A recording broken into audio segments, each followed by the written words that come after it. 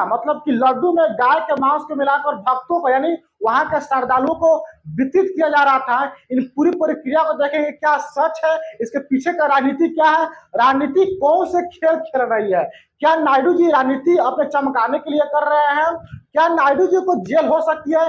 अभी supreme court के द्वारा इनको फटकार लगाया गया है। इन पूरी प्रक्रिया को देखेंगे, नायडू जी ने कौन कौन से संवैधानिक प्रक्रियाओं का उल्लंघन किया है, इन सभी चीजों को देखेंगे। नायडू जी ने क्यों आरोप लगाया भाई साहब, इसके पीछे की जो पार्टी थी YSR पार्टी, कांग्रेस पार्टी, उन पर आरोप लगाकर ये क्या दिखाना चाहते हैं, इन पूरी प्रक्रिया को हम पूरा विस्तार जानने का प्रयास करेंगे। अभी भाई साहब यहाँ पर जस्टिस BR गवाई जो सुप्रीम कोर्ट के यहाँ पर है, उन्होंने भाई साहब इनको फटकार लगाया है कि आप झूठो मूठो के सबूत, हालांकि सबूत अभी इकट्ठा नहीं मिला, बिना सबूत के आप यहाँ पर आरोप लगा दिया गया है। ये पूरी प्रक्रिया को हम जानने का प्रयास करेंगे, लेकिन उसके पहले हम लोग, लेकिन यह आरोप नायडू जी ने क्यों लगाया था, इसके पहले हम लोग इसको जानने का प्रयास करेंगे कि आखिर आरोप किस पर लगाया गया था।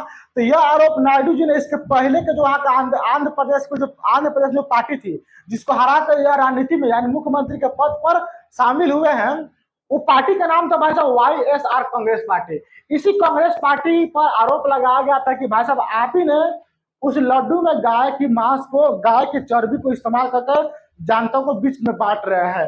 इन्हीं पर बहुत गंभीर आरोप लगाया गया है। लेकिन सबसे पहले इस पार्टी के बारे में जान लेते हैं, इस पार्टी है कौन।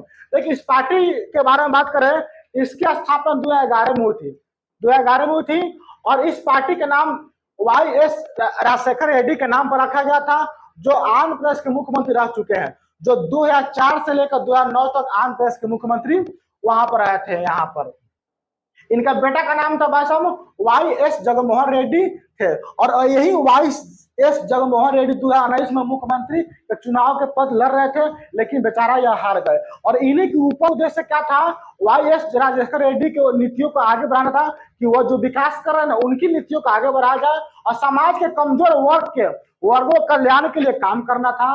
राजनीतिक स्थितियों को देखा जाए तो YSR जो पार्टी वहां का है, मुख्य रूप से आंध्र प्रदेश में सक्रिय है, और राज्य विधानसभा में अभी वहां के जो विधानसभा ना, उसके पक्षीय विपक्षी पार्टी बनकर उभर रही है। 2019 में मुख्यमंत्री रहे थे और इन्हीं के ऊपर आरोप लगाया गया है। आरोप इन्हीं के ऊपर लगाया गया है।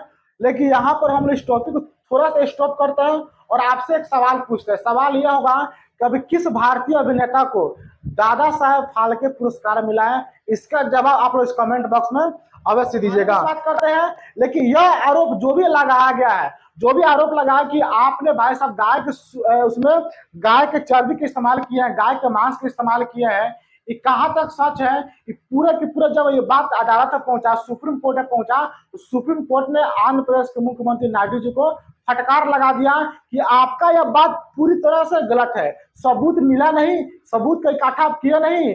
और जब इसकी जांच चल रही थी कि हाँ कि सही है कि गलत है, तो उसके पहले ही आप इसको अदालत में लेकर पहुंच गए और मीडिया में बताना शुरू कर दिए कि इसमें गाय की मांस लगाया गया है, गाय की चर्बी लगाया गया है। तो हालांकि इसकी जांच करने के लिए SIT का गठन कर दिया गया था और इसके पीछे FIR दर्ज भी करा दी गई थी आपको 25 सितंबर के लिए, और 26 सितंबर को आपको SIT के गठन भी कर दिया गया था इसकी जांच करने के लिए। लेकिन इसके पहले ही नायडू जी ने 18 सितंबर को ही पूरी मीडिया में हाहाकार मचा दिए कि तिरुपति मंदिर में जो लड्डू है ना, उसमें गाय के मांस का इस्तेमाल किया गया है। ये अब इसके लेकर जनता में असंतोष की भावना बढ़ गया कि क्या सच में गाय की चर्बी मिलाया गया है, गाय का मांस का इस्तेमाल कर दिया गया है। ये तो उसी तरह हो गया ना दोस्तों, 1857 क्रांति हुआ था। 1857 का क्रांति में जो भारतीय जो सैनिक थी, उनको यह मालूम चल गया था कि अंग्रेजों ने जो हम लोग को बंदूक दिया जिसका नाम था एनफील्ड राइफल, इस बंदूक को चलाने के लिए पहले उसको कारतूस को मुंह से छीलना पड़ता था, और उस कारतूस जो है ना, कारतूस वो भाई साहब गाय और सुअर के चर्बी के बना होता था, सुअर के चर्बी मिलाया गया, जिसके कारण भारतीय सैनिक असंतोष हो गए और 1857 के प्रमुख मुद्दा यही बन जाता है। तो उसी प्रकार आज भारतीय जो वहाँ के धार्मिक लोग हैं, जो भारत के जो धर्म है, इनके बीच में असंतोष की भावना बहुत ज्यादा उत्पन्न हो रहा है। हालांकि इसमें सुप्रीम कोर्ट के द्वारा यह कहा गया है कि भाई साहब आप इसके पीछे राजनीतिक चीजों का चमका रहे हैं। आपको क्या मतलब बनता है भाई 18 सितंबर को मीडिया के सामने बयान देने का? आप नहीं दे सकते ना। जब मालूम था कि एसआईटी को गठन, एसआईटी के द्वारा इस पर जांच किया जाएगा और एफआईआर दर्ज करा दिया गया था, तो गलत सबूत लगा आप मीडिया के सामने क्यों बता रहे हैं? इसलिए बहुत अधिक इन पर फटकार लगाया गया है सुप्रीम कोर्ट के द्वारा। सुप्रीम कोर्ट के द्वारा क्या कहा उसको भी देखने का प्रयास करते हैं। सुप्रीम कोर्ट ने सोमवार को कहा कि तिरुपति लड्डू में पशु वसा के उपयोग के कोई ठोस सबूत नहीं है और आंध्र प्रदेश के मुख्यमंत्री चंद्रबाबू नायडू को बिना पुष्टि के इस बारे में सार्वजनिक बयान देने से बचना चाहिए। सुप्रीम कोर्ट ने कहा कि भाई साहब जनता को बताने से क्या मतलब है? जब यह जनता को मालूम है, ये है कि इसमें अगर मिलाया गया है तो उसको जांच चल रही है ना, फिर बताने कोई मतलब बनता नहीं है। कोर्ट ने कहा कि नायडू ने 18 सितंबर को बिना किसी प्रमाण के लड्डू में पशु वसा के उपयोग का दावा किया था, जबकि एसआईटी यानी स्पेशल इन्वेस्टिगेशन टीम की जांच 26 सितंबर को शुरू की गई थी और इस पर एफआईआर 25 सितंबर को ही दर्ज कर दी गई थी। कोर्ट ने नायडू जी को सलाह दी कि भगवान को राजनीति से दूर रखना चाहिए, जबकि आप रखे नहीं। भगवान को राजनीतिक चीजों को से नहीं जोड़ना चाहिए, क्योंकि उनके बयान से करोड़ों लोगों की धार्मिक भावना पर असर पड़ता है। फिलहाल एसआईटी को 30 सितंबर तक जांच रखने के लिए अब इस पूरी प्रक्रिया को एसआईटी जांच नहीं कर रही है। 30 सितंबर के बाद जांच करने का प्रयास करेगी।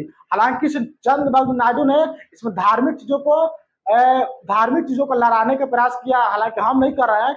इसका निष्कर्ष यही निकलता है ना, निकलता है कि चंद्रबाबू नायडू ने धार्मिक चीजों को आपस में लड़ाने का प्रयास किया है, लोगों में आपस में लड़ाने का बात किया गया है। इसके पीछे का सबसे बड़ा कारण है कि उन्होंने संवैधानिक प्रक्रिया को सबसे ज्यादा उल्लंघन किया है। कौन कौन सा उल्लंघन किया है? देखो, अनुच्छेद 14 को उल्लंघन किया है, अनुच्छेद 19 का क्लॉज 1 को उल्लंघन किया है, अनुच्छेद 25 का उल्लंघन किया है, अनुच्छेद 361 को उल्लंघन किया है, 25 को उल्लंघन तो कर भी किया है क्योंकि वही धार्मिक मान्यता को अधिकार देता है। उसके बाद 499 को उल्लंघन किए जिस पर मनहानि केस हो सकता है, इस पर 500 को उल्लंघन किए हैं। यानी बहुत सारे चीजों को उन्होंने उल्लंघन किया है। इनको भी हम देखने का प्रयास कर लेते हैं कि किन किन चीजों का उल्लंघन किया है। अनुच्छेद 21 का भी उल्लंघन किया है। एक अनुच्छेद 21 में लिखा गया है कि हर व्यक्ति को जीवन और व्यक्तिगत स्वतंत्रता का अधिकार, हर व्यक्ति को अपने जीवन जीने का अधिकार है, अपने बात रखने का अधिकार है, अपने व्यक्तिगत अधिकार जीने का अधिकार है। इसमें किसी व्यक्ति का हस्तक्षेप बाहर से नहीं होना चाहिए, लेकिन इन्होंने इसमें हस्तक्षेप कर दिया है, धार्मिक भावनाओं को ठेस पहुंचाया है। ये हो सकता है तो इनके खिलाफ याचिकाएं दायर की जा सकती है, पहला कारण। दूसरा कारण यह है कि इन्होंने अनुच्छेद 25 का भी उल्लंघन किया है। अनुच्छेद 25 का ये सबसे महत्वपूर्ण उल्लंघन है और सबसे ज्यादा इन्होंने इसी का उल्लंघन किया है।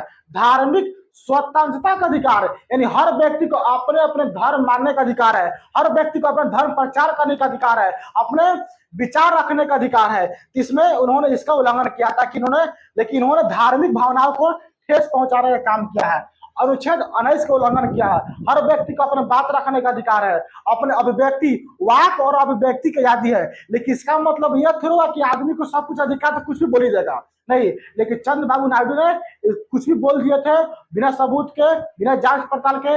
इसीलिए इस अनुच्छेद के तहत इनके ऊपर केस हो सकता है, इनके ऊपर याचिकाएं दायर की जा सकती है। अनुच्छेद 51 के क्लॉज 1 का भी उन्होंने उल्लंघन किया है। हर व्यक्ति को अधिकार है, सभी नागरिकों को कर्तव्य है कि वह भारत की एकता और अखंडता बनाकर रखे। लेकिन उन्हें इसका एक ही निकलता है कि भारत एक धर्मनिरपेक्ष राज्य है। यहाँ पर हर व्यक्ति को अपने धार्मिक चीजों को मान्यता का अधिकार है, हर व्यक्ति को अपने बात रखने का अधिकार है, हर व्यक्ति को अपने धार्मिक चीजों को मानने का अधिकार है, अपने विचार रखने का अधिकार है। जिसको जो मन करे वो धर्म का प्रचार करे, जिसको जो मन करे अपन धर्म अपना ले। इसमें किसी का भावनाओं को ठेस नहीं पहुंचा सकते हैं। लेकिन आंध्र प्रदेश के मुख्यमंत्री चंद्रबाबू नायडू जी ने इन सभी चीजों को उल्लंघन किया है, तो इनके ऊपर याचिका दायर की जा सकती है क्योंकि बहुत बड़ा संवैधानिक पद पर बैठे हुए हैं। तो सुप्रीम कोर्ट के द्वारा यही कहा गया कि आप धर्म को और राजनीति को एक नाम मिलाइए, आप अलग रखिए ना।